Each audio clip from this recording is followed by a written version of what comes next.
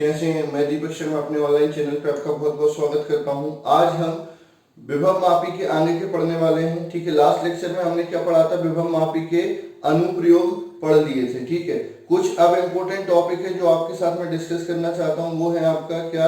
विभव मापी के का तार किससे बना होता है और क्यों? पहला क्वेश्चन आपसे पूछा जाता है, विभव मापी का तार किससे बना होता है और क्यों? ठीक है, तो आपका इसका जो उत्तर आएगा वो आपको अच्छे से याद रखना है। ठीक है, क्या होता है विभव मापी का तार? विभव मापी का तार कांस्टेंट तथा या मैग्नीन का बना होता है। ठीक है, क्योंकि इनका ताप गुणांक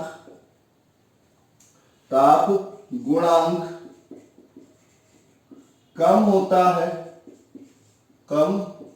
है एवं प्रतिरोधकता ज्यादा होती है। ठीक है, अब ताप गुणांक कम होने से क्या हो जाएगा? तापमान का उसके प्रतिरोध पे कोई प्रभाव नहीं पड़ेगा या ना के बराबर उसके प्रतिरोध पे प्रभाव पड़ेगा। ठीक है, इसलिए आपका क्या होता है कि ये किसका बना होता है? कांस्टेंट और मैग्नीन का बना होता है। ये कई बार पूछा गया क्वेश्चन है कि आपका विभव मापी का तार किसका बना होता है और क्यों? तो विभव मापी का तार किसका बना होता है? कांस्टेंट और मैग्नीन का बना होता है। क्योंकि उसका क्या होता है? ताप गुणांक निम्न होता है और प्रतिरोधकता ज्यादा होती है। इसलिए आपका आप क्या लेते हैं? जो विभव मापी का तार लेते हैं वो किसका बना हुआ लेते हैं? कांस्टेंट और मैग्नीन का लेते हैं। ठीक है, ये चीज क्लियर हो गई। अब अपन आगे बात करते हैं कि अगला क्वेश्चन भी आपका पूछा जाता है, विभव मापी के तार की लंबाई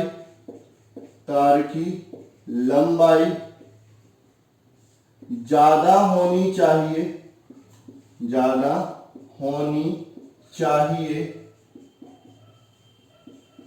क्यों? ठीक है, विभव मापी की तार की लंबाई ज्यादा क्यों होनी चाहिए? ठीक है, तो आपका एक शब्द आता है सुग्राहिता। सुग्राहिता का मतलब क्या होता है कि भाई कितने कम पर वो रिस्पॉन्स करना चालू कर देता है। ठीक है, जैसे कोई बच्चे होते हैं उनको जरा सा डांट दो रोने लगते हैं, तो अपन बोलते हैं ये बहुत ज्यादा सेंसिटिव है, यानी उसकी सुग्राहिता क्या है? ज्यादा है। मतलब थोड़ा सा भी आप वोल्टेज दोगे वो मेजर कर लेगा, उसको अपन क्या बोलेंगे? सुग्राहिता। अब सुग्राहिता ज्यादा कब होगी? जब लंबाई ज्यादा होगी। तो आपका क्या होता है? आंसर आपका आएगा विभव मापी की सुग्राहिता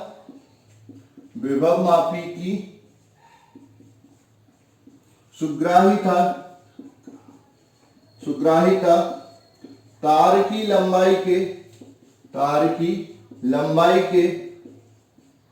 के अनुक्रमानुपाती होती है।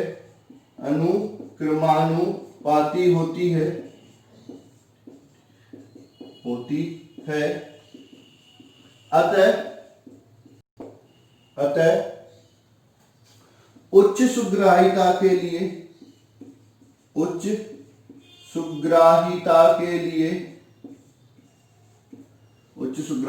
के लिए विभव मापी की तार की लंबाई भी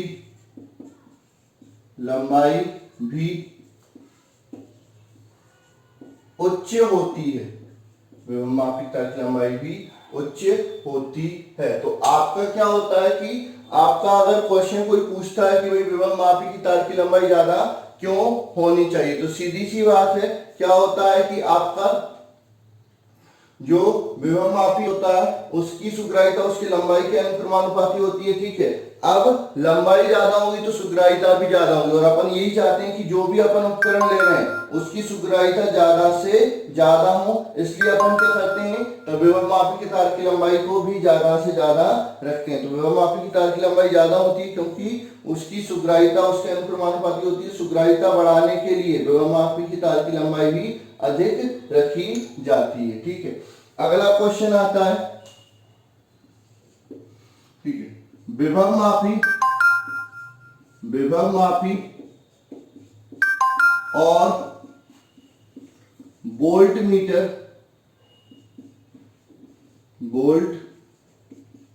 मीटर में कौन श्रेष्ठ है और क्यों, मतलब किसको अच्छा माना जाता है और क्यों अच्छा माना जाता है, ये भी आपसे पूछ लिया जाता है। तो सीधी सी बात है, विभव मापी एवं वोल्ट मीटर में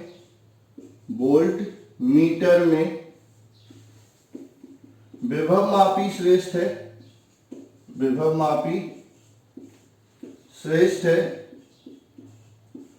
है क्योंकि इसकी सुग्राहिता उच्च होती है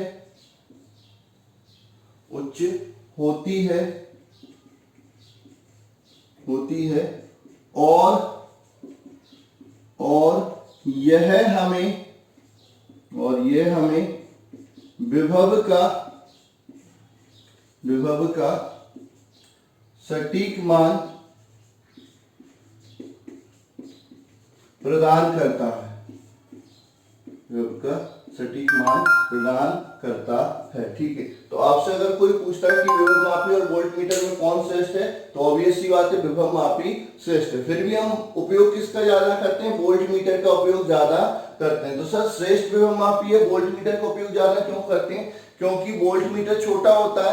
दूसरी बात, उसको परिपथ में जोड़ने के लिए कोई विशेष व्यवस्था नहीं करनी पड़ती, वो जल्दी से कनेक्ट हो जाता है। तो आज के व्यक्ति क्या है, सबके सब आलसी होते हैं, तो ज्यादा समय बर्बाद ना करते हुए जल्दी से उसको कनेक्ट करके उसी का उपयोग कर लेते हैं। तो आपका श्रेष्ठ कौन है, विभव मापी, लेकिन उपयोग ज्यादा किसका होता है, वोल्ट मीटर का उपयोग ज्यादा होता है। ये आपको पता होना चाहिए, ये आपको याद होना चाहिए, ठीक है। अब अपन आगे बढ़ते हैं। अब आपकी आती है अंतर के बारे में पढ़ लेते हैं, किसका, विभव मापी और वोल्ट मीटर का अंतर। अगली हेडिंग लिखेंगे विभव मापी और वोल्ट मीटर में अंतर, ठीक है। अगली हेडिंग लिखेंगे विभव मापी और वोल्ट मीटर में अंतर।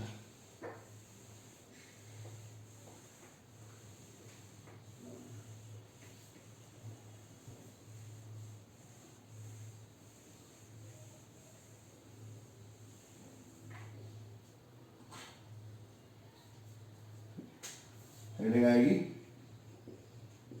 विभव मापी एवं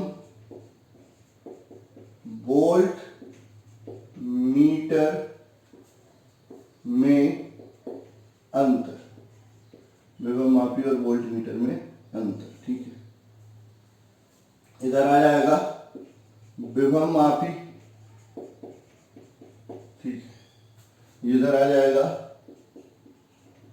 वोल्ट मीटर, ठीक है। पहला पॉइंट लिखेंगे,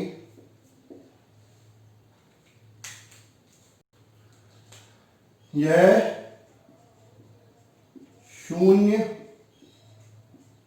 विक्षेप विधि पर, यह शून्य विक्षेप विधि पर कार्य करता है, ठीक है। मतलब जब मापन करते हैं तो धारा मापी में कितना विक्षेप होना चाहिए, शून्य विक्षेप होना चाहिए, मतलब कोई करंट फ्लो नहीं होना चाहिए, ठीक है। तो ये शून्य विक्षेप विधि पर कार्य करता है। यह विक्षेप विधि पर कार्य करता है, वो शून्य विक्षेप विधि पर कार्य करता है और ये विक्षेप विधि पर कार्य करता है, ठीक है। दूसरा आता है यहां पर मापन के समय यह सेल से कोई धारा नहीं लेता, मतलब जब अपन जिस सेल का विद्युत वाहक बल माप रहे हैं, ठीक है, ये उसमें से कोई धारा नहीं लेगा, उससे कोई धारा नहीं लेता, ठीक है। मापन के समय सेल से एक निश्चित धारा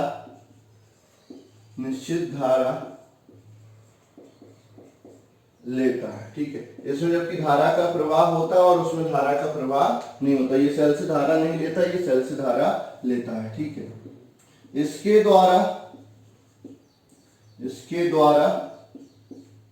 विभव का सटीक मान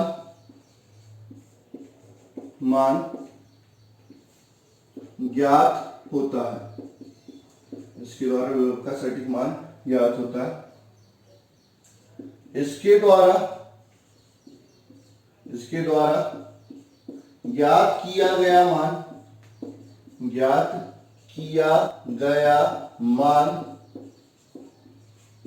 सटीक मान से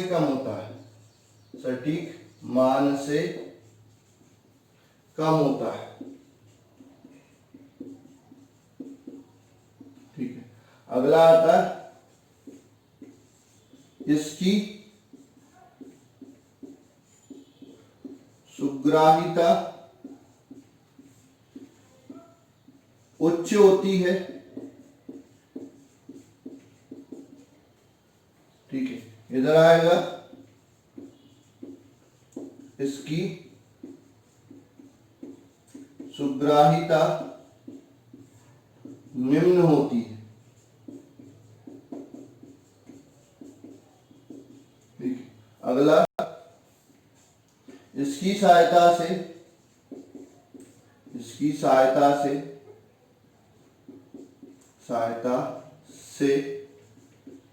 सेल का विद्युत वाहक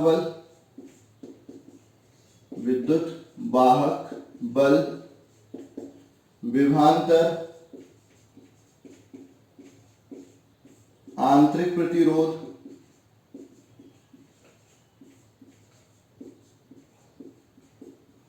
ज्ञात किया जा सकता है,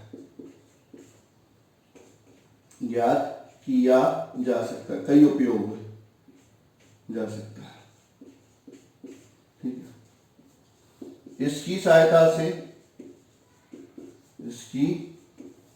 सहायता से केवल विभवांतर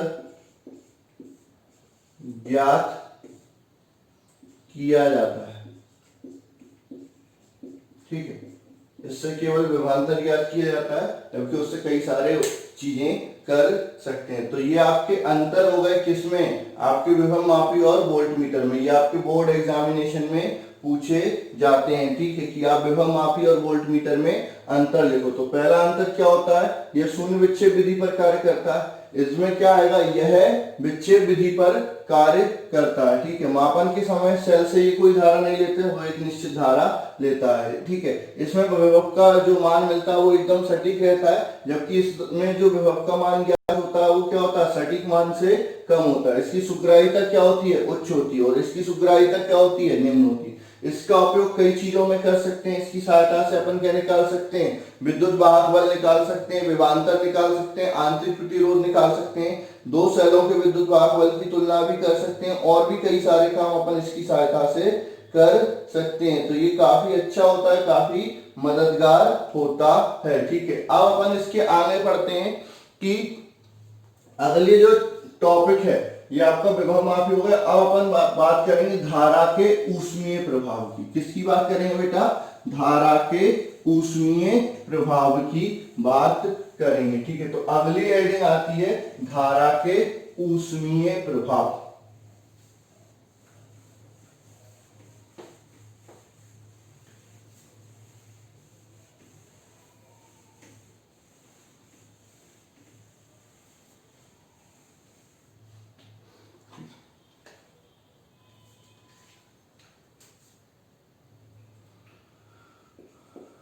धारा के ऊष्मीय प्रभाव।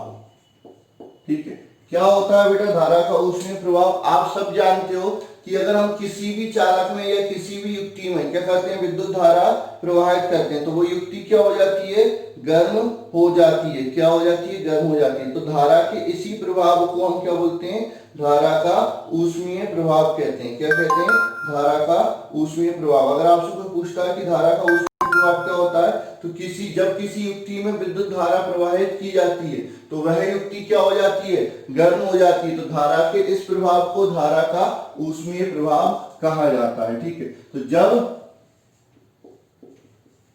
किसी चालक या युक्ति में धारा प्रवाहित की जाती है, धारा प्रवाहित की जाती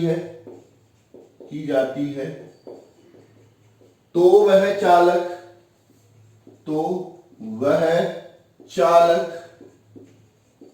गर्म हो जाता है, तो वह चालक गर्म हो जाता है।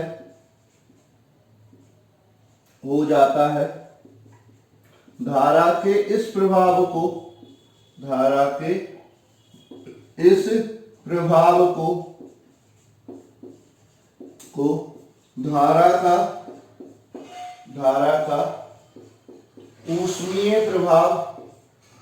का ऊष्मीय प्रभाव कहा जाता है। ठीक है, तो धारा का ऊष्मीय प्रभाव क्या होता है, किसी भी चालक में आप धारा प्रवाहित करोगे तो वो क्या हो जाएगा, गर्म हो जाएगा। ठीक है, तो इसी प्रभाव को अपन क्या बोलते हैं, धारा का ऊष्मीय प्रभाव कहते हैं। अब बात आती है कि कितनी ऊष्मा उत्पन्न होगी। ठीक है, तो पैराग्राफ चेंज करके लिखेंगे, किसी चालक में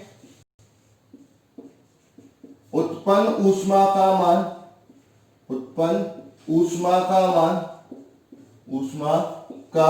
मान विद्युत कार्य के बराबर होता है। विद्युत कार्य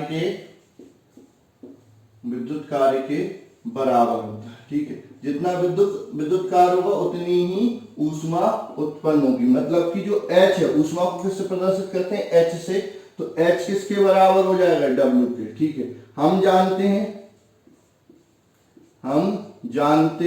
हैं कि V बराबर W बटे Q, तो W बराबर Q इंटू V, तो H बराबर Q इंटू V हो जाएगा। ठीक है, धारा की परिभाषा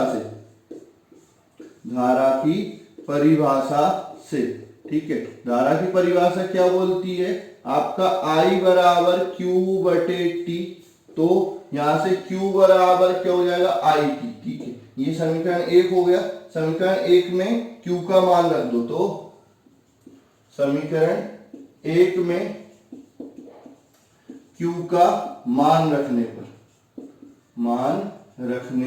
पर ठीक है, अपन बात करते हैं क्या हो जाएगा, H बराबर IT इंटू V या H बराबर VIT, ये एक सूत्र हो गया।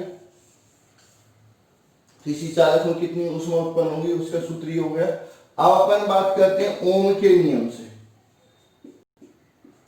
ओम के नियम से। ठीक, क्या होता है V बराबर IR। ठीक है, ये मान यहां पर रख दो, तो H बराबर IR into I into T।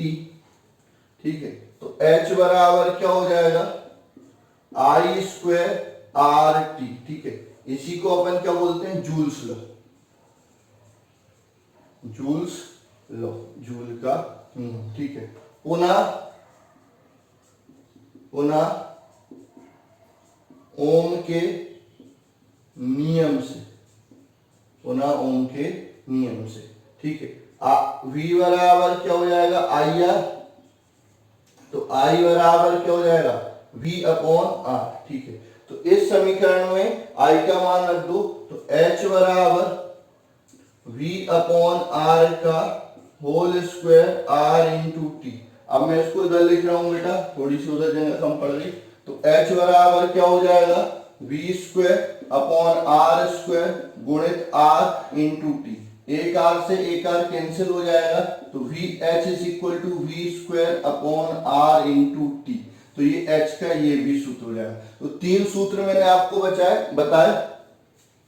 ठीक है, H बराबर VIT, H बराबर I स्क्वायर RT, H बराबर V स्क्वायर अपॉन RT। ठीक है, क्वेश्चन के आधार पर अपन कोई सा भी सूत्र लगा सकते हैं, वो डिपेंड करेगा क्वेश्चन में क्या दिया है और क्या पूछा है, तो इसके बेसिस पे आपका ये पूछा जाता है। ठीक है, ये हो गया धारा के ऊष्मीय प्रवाह और किसी चालक में उत्पन्न ऊष्मा का मान। ठीक है, अब अपन बात कर लेते हैं जूल के नियम की। उसको मैंने बोल दिया जूल का नियम बोलते हैं, लेकिन जूल का नियम एक्चुअल में क्या था वो अपन बात कर लेते हैं। ठीक है, तो ये हो गई किसी धारा में कितनी ऊष्मा उत्पन्न होती है। ठीक है, इसका मात्रक और पढ़ लो,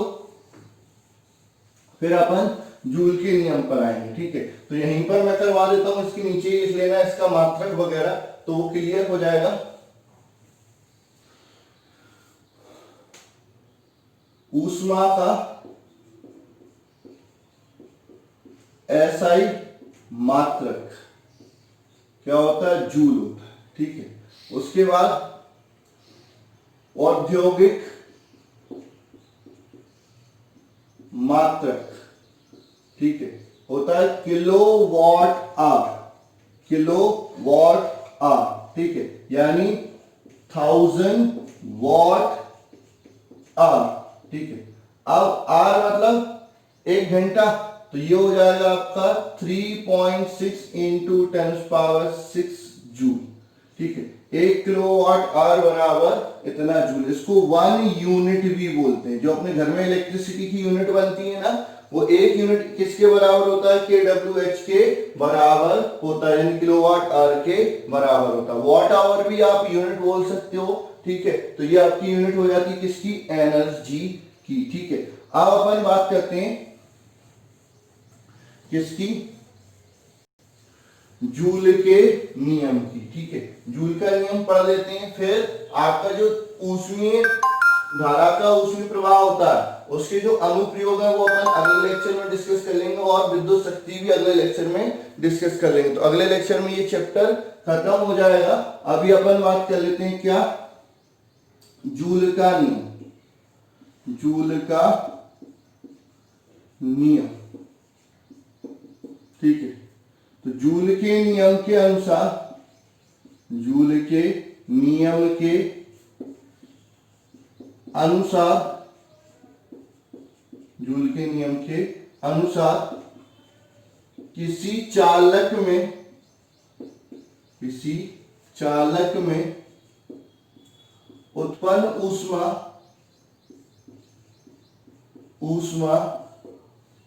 किसी चालक में उत्पन्न ऊष्मा, पहला उसमें प्रवाहित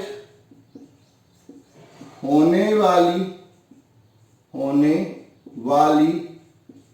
धारा के वर्ग के अनुक्रमानुपाती होती है, अनुक्रमानुपाती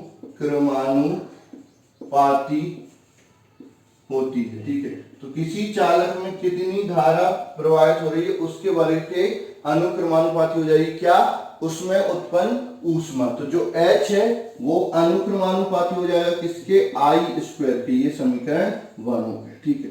दूसरा, उसके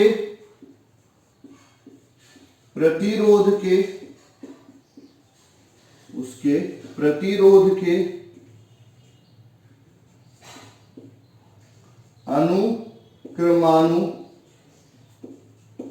अनुक्रमानुपाती होती है, ठीक है। जो आपका चालक का प्रतिरोध होगा उसके भी अनुक्रमानुपाती हो जाएगी। तो H अनुक्रमानुपाती हो जाएगी किसके, R के। ये आपका समीकरण 2 हो गया। तीसरा आता है, जितने समय के लिए उस समय के अनुक्रमानुपाती होती है, उस समय के अनुक्रमानुपाती होती है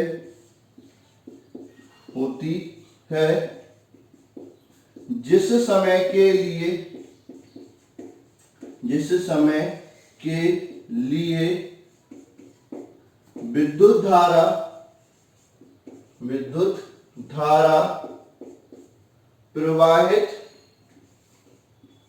प्रवाहित की जा रही हो, ठीक है। तो आपका क्या हो जाएगा, H अनुक्रमानुपाती हो जाएगा किसके, T के। ये समीकरण 3 हो गए, ठीक है।